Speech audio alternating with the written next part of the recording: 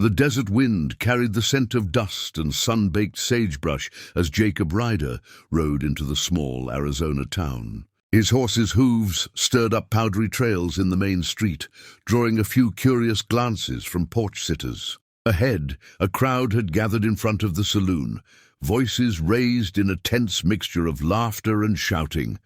On a crude wooden platform stood a young Apache woman, wrists bound, her chin lifted in defiance despite the jeers. The sheriff's voice rang out, calling bids like she was a piece of property. Jacob's jaw tightened, his blue eyes narrowing beneath his hat. She was barefoot, her dark hair whipping in the wind, yet she stood with a stillness that made her seem carved from stone. Jacob pulled his horse to a stop at the edge of the crowd, his gloved hands tightening on the reins. He'd seen plenty of ugly things in his time, but the sight of her, proud and silent while being treated like cattle, twisted something in his gut. 100, he called out, his voice cutting through the noise. Heads turned, a man in a bowler hat snorted, then raised the price with a mocking grin. The bidding climbed in uneven shouts. Jacob kept his gaze fixed on the woman, watching for a flicker of fear. There was none, only a steady, piercing glare at some invisible point beyond the crowd. 200, someone else barked. Jacob didn't flinch. 250, he countered immediately.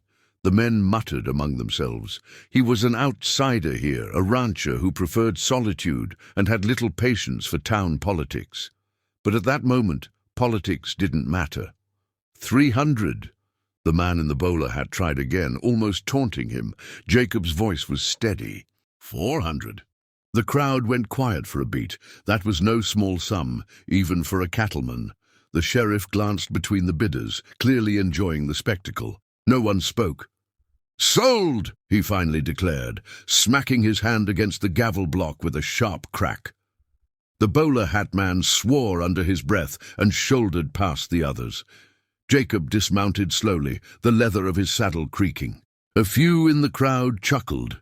"Guess Ryder's got himself a wild one to break," a man muttered. Jacob ignored them all, walking forward with the unhurried stride of a man who didn't care for anyone's opinion but his own. The sheriff cut the woman's bindings with a small knife.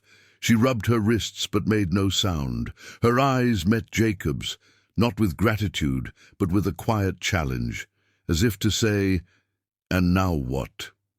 Jacob nodded slightly toward the street.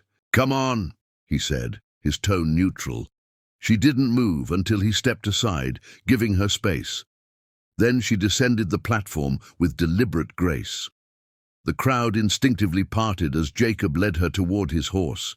He could feel their stares boring into his back, their whispers like rattlesnake tails in dry grass. None of them mattered. He swung into the saddle and offered his hand. For a moment, she stood still, her expression unreadable. Then she placed her hand in his. Her palm was warm but calloused, her grip steady.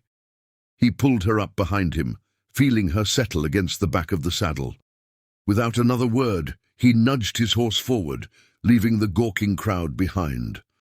The town faded into the distance, replaced by the wide-open stretch of desert where the horizon shimmered under the punishing sun. The only sounds were the steady rhythm of hoofbeats and the occasional cry of a circling hawk overhead. Jacob kept his pace measured.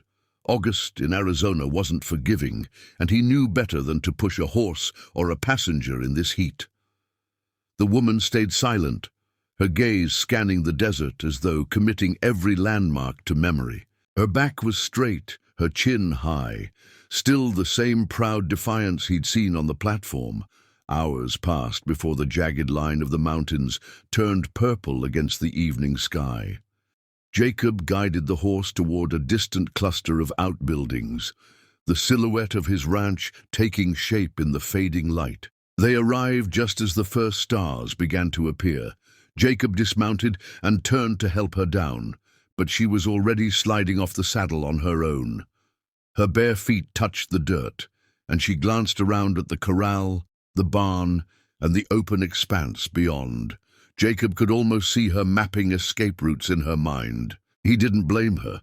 To her, he was just another man who'd bought her in front of a crowd. "Name's Jacob," he said quietly. She didn't answer. He gave a faint nod, as if that was expected, and led the way toward the house. The ranch house was modest. 2 rooms, a kitchen, and a lean-to that served as a porch. Inside, the air was cooler, shaded from the day's heat. Jacob set a plate of bread, beans, and coffee on the table. She stood by the doorway, arms folded, her eyes sharp and watchful. "Eat," he said simply. She approached slowly, as if the food might vanish if she moved too fast. She ate in measured bites, never lowering her guard. Jacob leaned back in his chair, studying her. "I didn't buy you to keep you," he said finally. Her eyes flicked to his in disbelief. "Then why?" she asked, her voice low but steady. Jacob shrugged. "Because if I didn't, someone else would have, and they wouldn't have let you walk away alive." She paused, the bread halfway to her mouth, and looked at him like she was trying to read the truth behind his words. The silence stretched, filled only by the soft creak of the old house settling. After a moment she returned to eating. Jacob didn't press further. He knew trust wasn't something that could be demanded. It had to be earned, and that took time. When she finished, he stood and motioned toward a small room down the hall. "You can take that one. It's yours as long as you need it." She stepped to the doorway, placing her hand on the frame as if weighing whether this was a trick. "You can leave whenever you want," Jacob added, "but if you stay, you'll be safe here." She gave the slightest nod, not a promise, but an acknowledgement. Then she disappeared into the room, leaving Jacob alone in the kitchen. He gathered the dishes slowly, his thoughts heavy. Later, he sat by the fireplace, the orange glow casting shadows on the walls. The crackle of the flames was the only sound in the quiet night. Jacob replayed the events of the day, the look in her eyes on the platform, the way she'd scanned his ranch for exits, the disbelief in her voice when she'd asked why. He didn't know why it mattered so much to him that she was here. Maybe it was the memory of things he'd seen in his younger days, the injustices he'd been too late to stop. This time, at least, he'd been on time. Through the small window, he could see the desert under the starlight, vast and silent. Somewhere out there, coyotes howled. Jacob thought about the long road ahead, not just for her, but for himself. A man who spent years avoiding company didn't just wake up one morning ready to share his life. And she was a storm contained in silence, a spirit that wouldn't be tamed. Whether she stayed or left, her arrival had shifted something in him, like a stone rolled from a long blocked stream. He didn't know yet what would come of it, only that nothing would be the same. They rode in silence for the first hour, the only sounds the creak of leather and the soft clop of hooves on the dusty trail. The setting sun bled across the sky in streaks of crimson and gold, painting the desert in fire. Jacob didn't glance back often, but when he did, he saw her gaze fixed ahead, her dark eyes calm yet calculating. He didn't blame her.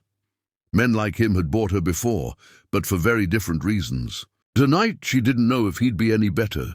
Jacob simply kept riding, letting the desert wind carry away the stares of town. When they reached his ranch, the shadows were long and the air cool. Jacob dismounted first, tying his horse before turning to help her down. She hesitated, her bound wrists twitching slightly, but she accepted his hand. Without a word, he led her to the porch, then into the small kitchen. He cut the rope from her wrists in one clean motion. "Water," he said, sliding a cup toward her. She drank slowly, eyes never leaving his. "You're free now," Jacob added quietly.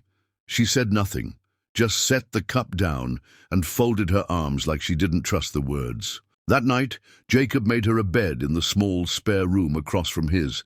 He left the door open so she could see he wasn't locking her in. She lingered in the doorway for a long time, studying the room like it might be a trick. Jacob didn't push her, just wished her good night and retreated to his own room.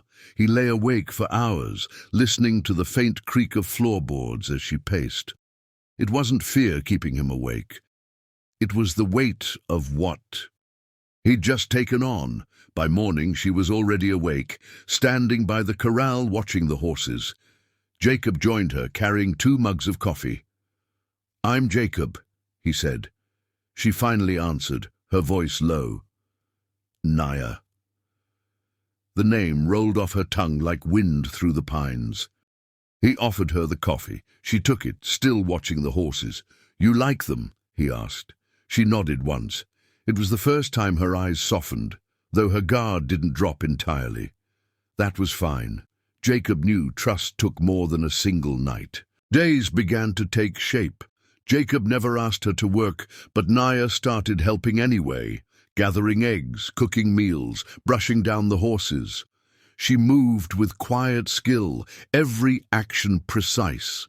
In return, Jacob made sure she had her space. At night, they'd sit by the fire, mostly in silence, but sometimes she'd ask small questions about the ranch or the land. Slowly, the distance between them began to close, like the desert after a rare rainstorm. Still, Jacob kept his feelings buried deep. The first time he saw her smile, it caught him off guard. She'd been trying to coax a skittish mare into taking oats from her hand, murmuring softly in Apache. When the horse finally stepped forward and nuzzled her palm, she laughed. A light, pure sound Jacob hadn't expected. He turned away quickly, pretending to check the fence, but his chest felt tight. That single moment burned itself into his memory. He knew then that this was no passing kindness. He was starting to care. Word spread in town faster than wildfire. The rancher who bought the Apache woman was now keeping her out at his place. Jacob noticed the stares when he went for supplies, the murmured "Cowboy" and the Apache beauty behind his back. Some said he was keeping her for himself. Others claimed he'd lost his mind. Jacob didn't correct them. He didn't owe the town his truth, and explaining would only put Naya in more danger.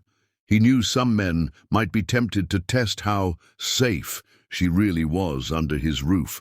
That thought kept his gun loaded by the door. One evening, Naya returned from the barn with her hair dusted with hay. She sat by the fire, and for the first time, she asked about him.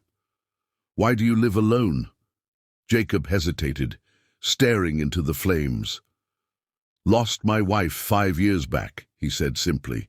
She didn't offer pity, just listened. "And you?" he asked carefully. Her eyes darkened. "Lost my people to men like the ones in town." Silence stretched between them, heavy with unspoken understanding. That night, she didn't close her door all the way, and Jacob noticed it before he blew out the lamp. A week later, trouble came in the form of 3 riders, men from town who'd been watching the ranch. Jacob spotted them near the fence line and went out to meet them. Their leader smirked. "We came for the girl." Jacob stood his ground, hand resting on the butt of his Colt. "She's not yours to take."